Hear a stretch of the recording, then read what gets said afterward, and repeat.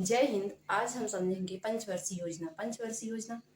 आज हम समझेंगे पंचवर्षीय योजना को। पंचवर्षीय योजना, जैसा कि हमारा थंबनेल से ही आप सब समझ लेंगे, पंचवर्षीय योजना भारत को, ये केंद्र सरकार की एक योजना होती है जो भारत के लोगों के लिए एक आर्थिक नियोजन होता है। ये 2000 आर्थिक नियोजन होता है जो कि 1951 से 2017 तक इसी मॉडल पर काम करता है। पंचवर्षीय योजना के मॉडल पर काम करता है।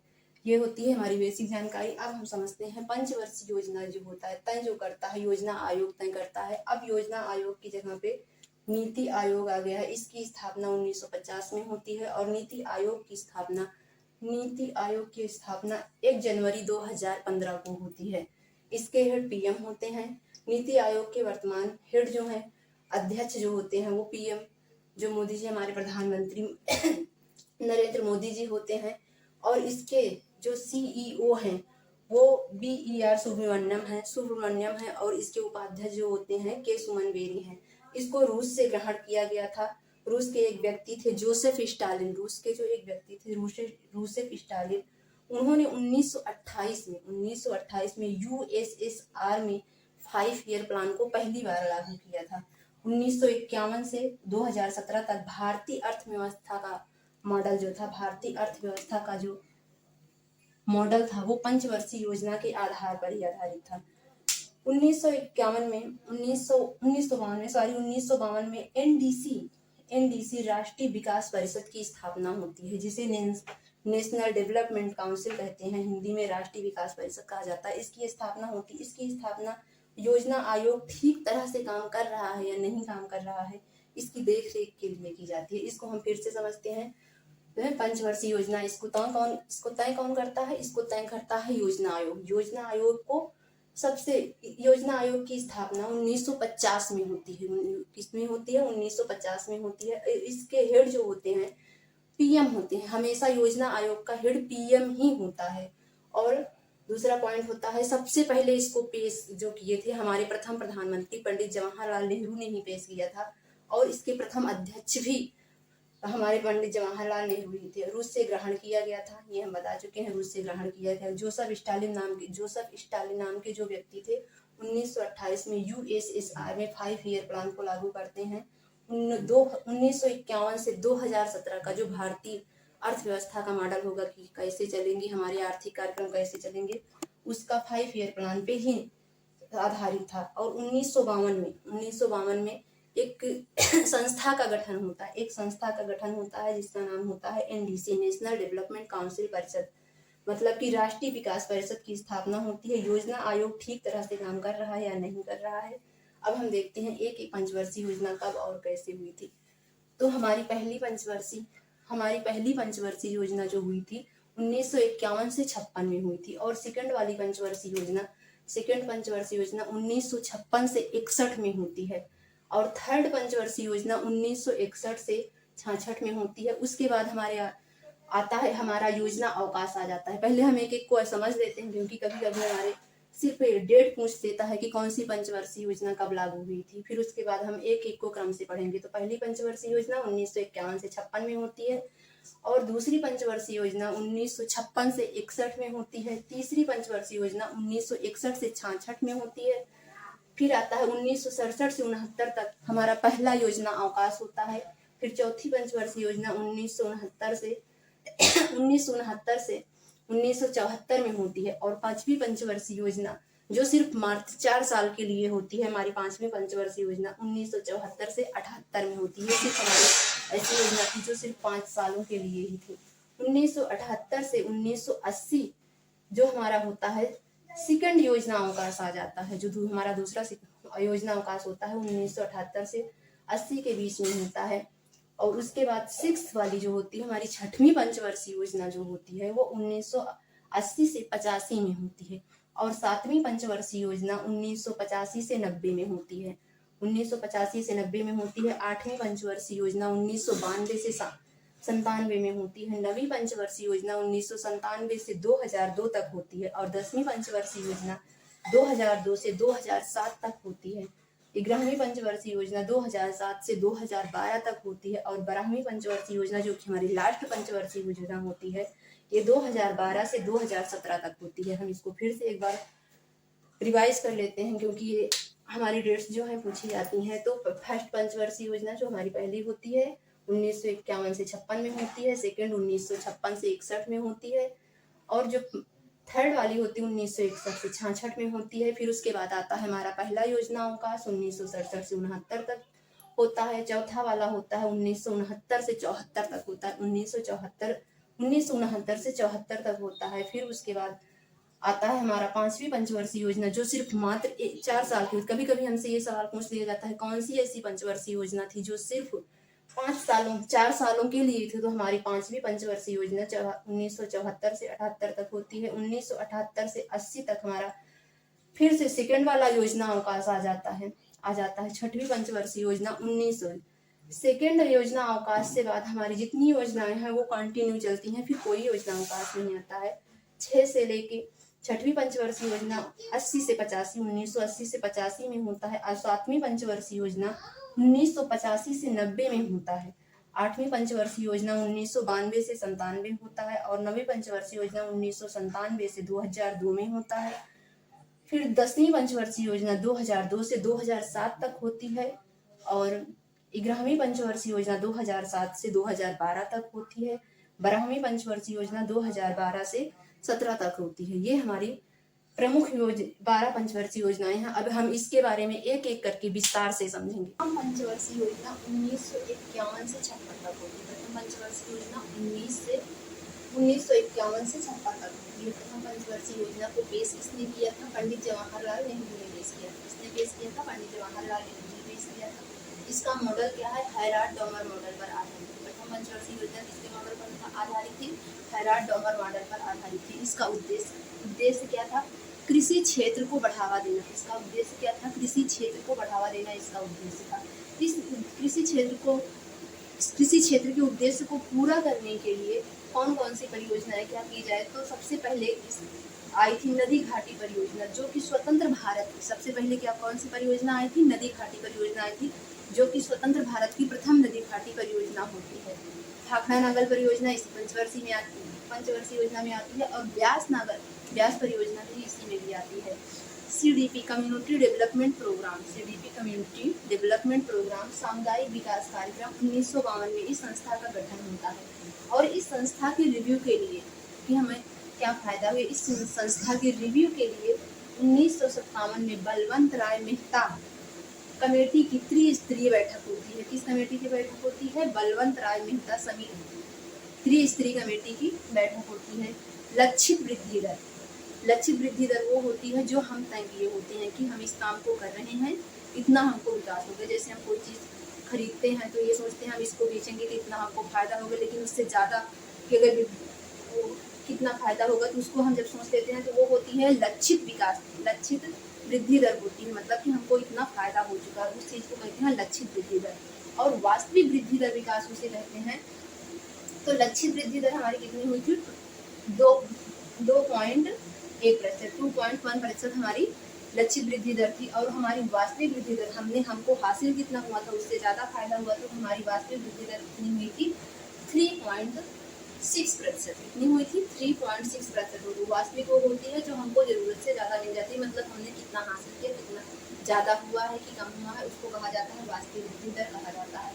इसके प्रथम अध्यक्ष कौन थे? योजना आयोग के प्रथम अध्यक्ष जवाहरलाल नेहरू थे, और इसके प्रथम उपाध्यक्ष कौन होते हैं? गुलजारीलाल नंदा होते हैं। और प्रथम पंचवर्षीय योजना के अंतर्गत राष्ट्रीय प्रसारण सेवा योजना का प्रारंभ होता है। राष्ट्रीय प्रसारण सेवा योजना का प्रारंभ होता है। ये हमारी पंचवर्षीय योजनाओं में एक नाम होता है। फिर से हम इस योजना को एक बार रिवाइज कर लेते हैं फटाफट से। प्रथम पंचवर्षीय योजना 1951 से 56 तक होती है। प्रथम पंचवर्षीय योजना 1951 से 56 तक होती है। और इसके प्रथम पेश किसने किया था? हमारे प्रथम प्रधानमंत्री पंडित जवाहरलाल नेहरू ने पेश किया था। और मॉडल इसका क्या है? हैराल्ड-डॉमर मॉडल पर आधारित। कभी कभी हमसे सवाल पूछता है कि ये किस मॉडल पर आधारित है? हैराल्ड-डॉमर मॉडल पर आधारित है। उद्देश्य क्या है? कृषि क्षेत्र को बढ़ावा देना इसका उद्देश्य हो जाता है।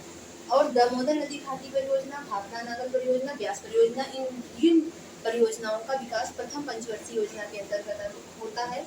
दामोदर नदी घाटी परियोजना स्वतंत्र भारत की प्रथम पंचवर्षीय योजना होती है। सवाल हमसे पूछता है कि ये दामोदर नदी घाटी परियोजना किस पंचवर्षीय योजना में तय की गई थी? तो प्रथम पंचवर्षीय योजना में तय की गई थी, जो कि स्वतंत्र भारत की प्रथम पंचवर्षीय योजना है।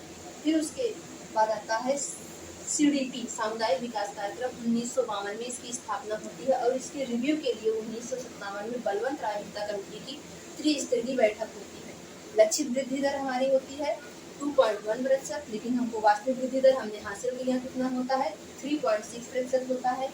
इसके अध्यक्ष जो होते हैं जवाहरलाल नेहरू होते हैं और इसके उपाध्यक्ष गुलजारी लाल नंदा होते हैं। और प्रथम पंचवर्षीय योजना के अंतर्गत ही राष्ट्रीय प्रसारण सेवा योजना का प्रारंभ होता है।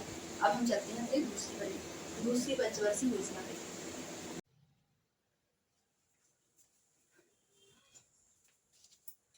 अब हम समझते हैं दूसरी पंचवर्षीय योजना। हमारी जो दूसरी पंचवर्षीय योजना होती है वो 1956 से लेकर 61 तक होती है। हमारी दूसरी पंचवर्षीय कब से कब तक होती है? 1900 लेके 56 तक होती है। और इसका मॉडल दिया था PC महालनोबिस ने। इसका मॉडल किसने दिया था? PC महालनोबिस ने इसका मॉडल दिया था, जो कि एक अर्थशास्त्री थे और इन्होंने ही समाजवादी समाज की स्थापना की थी। PC महालनोबिस ने दिया था। मॉडल किसने दिया था? अगर आपसे पूछा जाएगा कि द्वितीय पंचवर्षीय योजना का मॉडल किसने दिया था, तो PC महालनोबिस ने दिया था। PC महालनोबिस जो कि एक अर्थशास्त्री हैं, इन्होंने ही समाजवादी समाज की स्थापना की थी और इसका उद्देश्य था भारी उद्योग और खनिजों को प्राथमिकता दी गई थी। इस पंचवर्षीय योजना में भारी उद्योगों और खनिजों को ही प्राथमिकता दी गई थी।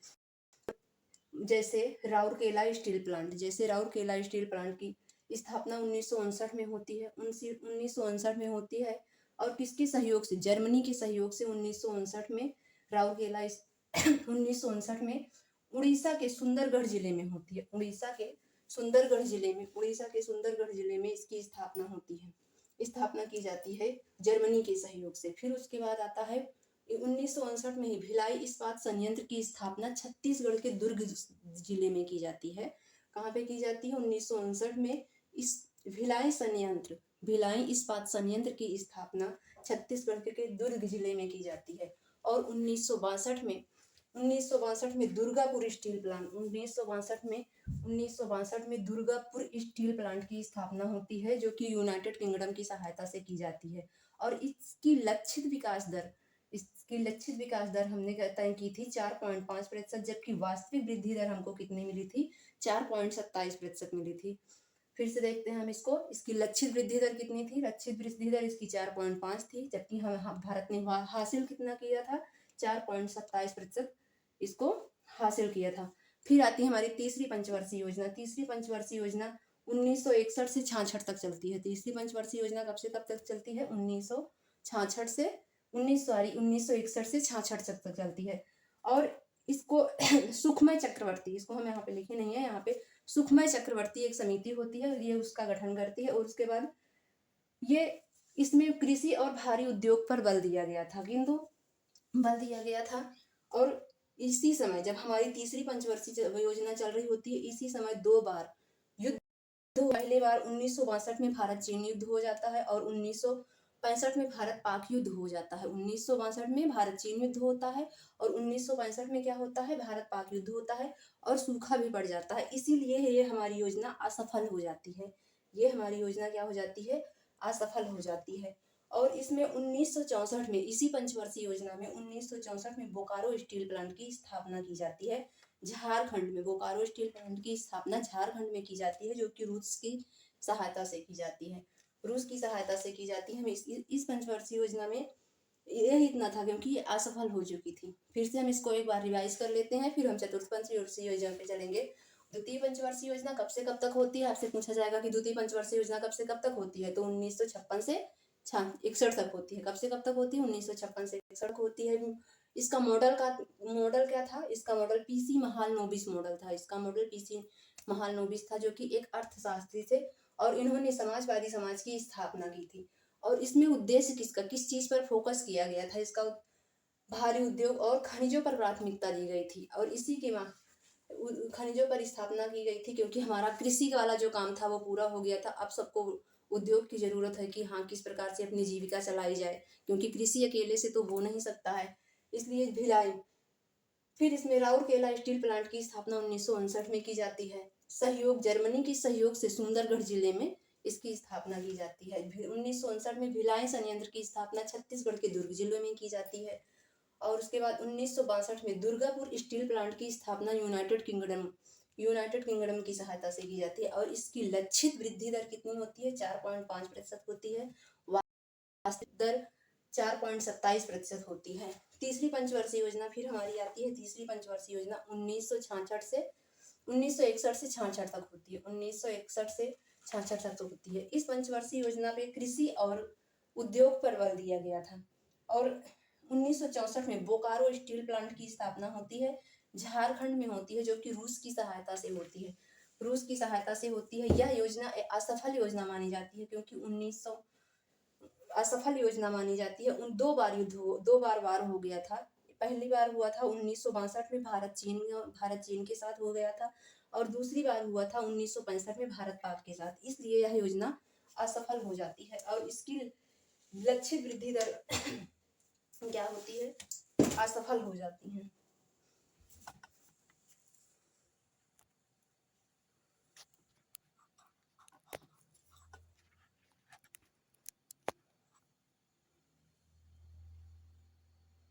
योजना अवकाश के बाद तीसरी योजना अवकाश के बाद हमारा आता है 1966 से लेकर 1969 तक पहला योजना अवकाश होता है। 1966 से लेकर 1969 तक हमारा क्या होता है? पहला योजना अवकाश हो जाता है। और यह 3 वर्ष की वार्षिक योजना होती है 1966। और इसी में हरित क्रांति का विकास भी इसी योजना से शुरू हो जाता है।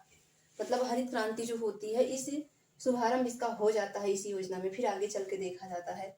उसके बाद 1966 से 67, 67 से 68, और 1966 से 67, और 1967 से 68, 1968 से 69 तक ये 3 वर्ष की वार्षिक योजनाएं चलती हैं, जो कि हमारे पहले योजना अवकाश में चलती है। इसी योजना के तहत हरित क्रांति को एम एस स्वामीनाथन भारत में लेकर आते हैं। फिर आ जाती है हमारी चौथी पंचवर्षीय योजना।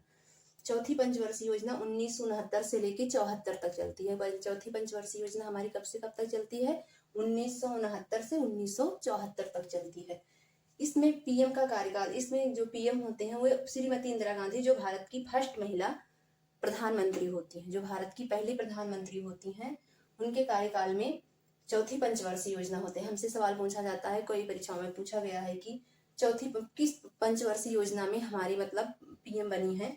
तो पीएम हमारी महिला इंदिरा गांधी, जो श्रीमती इंदिरा गांधी जी हो, फर्स्ट महिला पीएम बनी है। इसका गाडगिल फार्मूले पर आधारित था। यह मॉडल, ये पंचवर्षीय योजना हमारी किसके ऊपर आधारित था? गाडगिल फार्मूले पर आधारित था। इसका उद्देश्य था आत्मनिर्भरता पे बल देना, इसका उद्देश्य हो जाता है।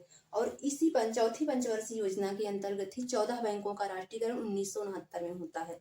1969 में होता है। और उसके बाद विशेष यहाँ पे हम देखेंगे 1969 में ही पांचवें वित्त आयोग जो हमारे होते हैं, डी आर गाडगिल, इस योजना के तहत 3 राज्यों को असम, नागालैंड और जम्मू कश्मीर, असम, नागालैंड और जम्मू कश्मीर को विशेष राज्य का दर्जा दिया जाता है। इन तीनों को विशेष राज्य का दर्जा दिया जाता है। और फिर उसके बाद हरित क्रांति की शुरुआत इसी में हो जाती है। इसी पंचवर्षीय योजना अवकाश में शुरू हो जाती है। हरित क्रांति की शुरुआत 1960 में। हरित क्रांति की शुरुआत 1960 में सबसे पहले पूरे विश्व में नॉर्मन बोरलॉग ने किया था। पूरे विश्व में सबसे पहले नॉर्मन बोरलॉग ने किया था।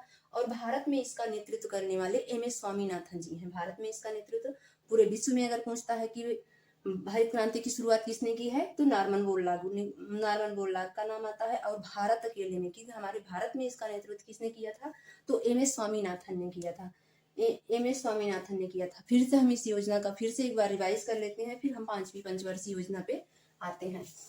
तो तीसरी पंचवर्षीय योजना के बाद हमारा पहला योजना अवकाश आता है। तीसरी पंचवर्षीय योजना के बाद हमारा पहला योजना अवकाश आता है 1966 से 1969 तक होता है। इसमें 3 वार्षिक योजनाएं चलती हैं। फिर आता है हमारा चौथी पंचवर्षीय योजना। चौथी पंचवर्षीय योजना 1969 से लेकर 74 तक चलती है। 1969 से लेकर 74 तक चलती है। इसमें कार्यकाल किसका होता है? हमारी फर्स्ट महिला प्रधानमंत्री श्रीमती इंदिरा गांधी जी का हमारा कार्यकाल होता है।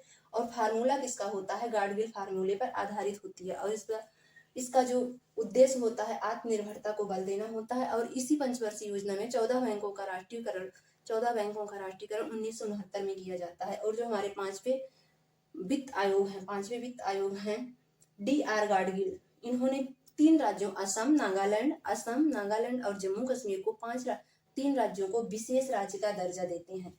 और इसी में हरित क्रांति की शुरुआत हो चुकी होती है, जो कि पूरे विश्व में हरित क्रांति के जो जनक माने जाते हैं वो नॉर्मन बोरलॉग माने जाते हैं, जो कि 1960 में इन्होंने स्थापना की थी। और भारत में इसका नेतृत्व MS स्वामीनाथन करते हैं। ये हमें समझ लेते हैं, हमारी हो गई चौथी पंचवर्षीय योजना। अब हम समझेंगे पांचवी पंचवर्षीय योजना, उसका क्या मॉडल था, किस पे आधारित थी। अब आती है हमारी पांचवी पंचवर्षीय योजना 1974 से 78। ये ऐसी पंचवर्षीय योजना होती है जो सिर्फ 4 साल तक चलती है। और हमसे प्रश्न पूछा जाता है कि हमारी कौन सी ऐसी योजना है जो सिर्फ 4 साल तक रहे, तो हमारी पांचवी पंचवर्षीय योजना 4 साल तक रहती है। इसका मॉडल DP धर मॉडल होता है।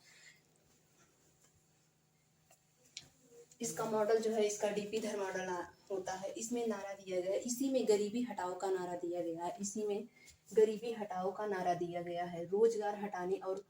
रोजगार हटाने और गरीबी हटाने पर जोर दिया गया है। रोजगार हटाने और गरीबी हटाने पर जोर दिया गया है। इतनी समय कार्यकाल PM किसका होता है, कार्यकाल मतलब कि प्रधानमंत्री जो होती हैं वो इंदिरा गांधी ही होती हैं। काम के बदले अनाज और अंत्योदय योजना का विकास होता है 1978 में।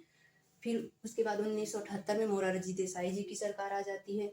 वो मोरारजी देसाई जी जो होते हैं, इस सरकार की योजना को सरकार आती है और यह योजना जो पांचवी पंचवर्षीय योजना होती है, इसको खारिज कर देते हैं और इसको वार्षिक योजना में बदल देते हैं। इसको किस योजना में बदल देते हैं, इसको वार्षिक योजना में बदल देते हैं। ये 10 वर्ष के लिए कर दी जाती है और इसकी लक्षित वृद्धि दर होती है 4.4%, जबकि हमने हासिल किया कितना होता है, भारत ने हासिल किया होता है 4.8% हासिल किया होता है। रोलिंग प्लान अनवरत योजना, इसके पहले हम रोलिंग प्लान मतलब अनवरत योजना का मतलब क्या होता है।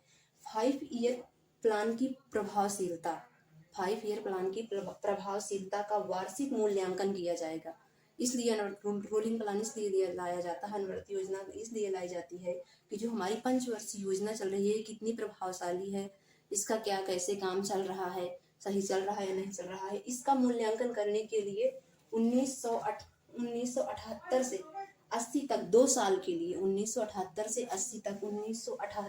80 तक 2 साल के लिए अनवरत योजना लाई जाती है। रोलिंग प्लान लाया जाता है 1978 से 79 से 80 2 साल के लिए। इसमें जो होते हैं गुन्नार मिल्डर की योजना होती है। फिर उसके बाद में जनता पार्टी की सरकार ने जो मोरारजी देसाई जी की सरकार होती है, यह फिफ्थ 5 ईयर प्लान मतलब कि पांचवी पंचवर्षीय योजना को खारिज कर देता है और छठी पंचवर्षीय योजना 5 ईयर प्लान को पेश करता है। फिर उसके बाद आ जाती हैं बदले में वर्ष 1980 में फिर से इंदिरा गांधी जी की सरकार आ जाती है और इंदिरा गांधी जी की सरकार आ जाती है और इंदिरा गांधी फिर से प्रधानमंत्री चुनी जाती हैं और उन्होंने छठी 5 ईयर प्लान जो हमारी छठवीं पंचवर्षीय योजना प्लान थी, कांग्रेस द्वारा इसको फिर से खारिज कर दिया जाता है। इसलिए यह पंचवर्षीय योजना जो होती है सिर्फ 4 साल तक ही चलती है, क्योंकि इसमें जो राजनीतिक दल होते हैं वो आपस में झगड़ते रहते हैं। ये हो जाता है। फिर उसके बाद हमारा आता है छठी पंचवर्षीय योजना। छठी पंचवर्षीय योजना में ज्यादा कुछ विशेष नहीं होता है। इसमें यह योजना 1980 से लेकर 85 तक चलती है। यह योजना 1980 से लेकर 85 तक चलती है। मॉडल इसका शिवरमन समिति की सिफारिश पर होता है।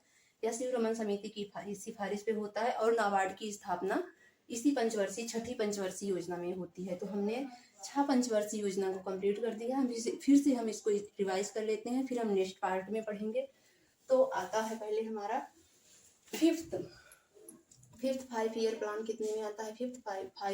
फिफ्थ 5 ईयर प्लान जो होता है 1974 से 78 के लिए। ये पहली पंचवर्षीय योजना है जो सिर्फ मात्र 4 साल के लिए ही रहती है। मॉडल इसका DP धर मॉडल होता है। मॉडल क्या है, पांचवी पंचवर्षीय योजना का मॉडल क्या है? डीपी धर मॉडल होता है। गरीबी हटाओ का नारा इसी में दिया जाता है। रोजगार हटाने और गरीबी हटाने पर जोर दिया जाता है। रोजगार को बढ़ावा देने और गरीबी हटाने पर जोर दिया जाता है। काम के बदले अनाज और अंत्योदय योजना का विकास भी इसी में किया जाता है। फिर उसके बाद 1978 में मोरारजी देसाई की सरकार बनती है, जो कि जनता पार्टी की सरकार होती है। ये योजना को खारिज कर देते हैं और इस योजना को 10 वर्ष मतलब वार्षिक योजना में 10 वर्ष की वार्षिक योजना में तब्दील कर देते हैं। इसकी लक्षित वृद्धि दर जो होती है, इस योजना की लक्षित वृद्धि दर जो होती है 4.4% होती है। 4.4% भारत ने तय की थी कि हमको इतना हासिल करता है, लेकिन हमने हासिल कितना किया था? 4.8% हमने हासिल किया था। रोलिंग प्लान अनवरत योजना जो होती है, रोलिंग प्लान अनवरत योजना, इसी में आता है रोलिंग प्लान अनवरत योजना। फिर उसके बाद आता है अनवरत योजना आ जाती है 5 ईयर प्लान जो होता है प्रभावशीलता का रोलिंग प्लान जो होता है उसकी, इस योजना के बाद हमारा 5 ईयर प्लान हो जाए रोलिंग प्लान अनवरत योजना आ जाती है। इस योजना में 5 ईयर प्लान हमारा कैसे काम कर रहा है उसकी प्रभावशीलता का मूल्यांकन करने के लिए अनवरत योजना लाई जाती है। 1978 से 80 में गुन्नार मिल्डल की योजना में यह काम करता है। यह 2 साल के लिए होता है, 1978 से 80 के लिए होता है। फिर से जनता पार्टी की सरकार ने 5 ईयर प्लान को खारिज कर दिया था। फिर से आती है छठी पंचवर्षीय योजना को पेश किया था। 1980 में इंदिरा गांधी के पीएम चुने जाने के बाद, इंदिरा गांधी जब प्रधानमंत्री बनती हैं तो छठी पंचवर्षीय योजना को वो फिर से खारिज कर देती हैं, फिर से पंचवर्षीय योजना को लागू कर देती हैं।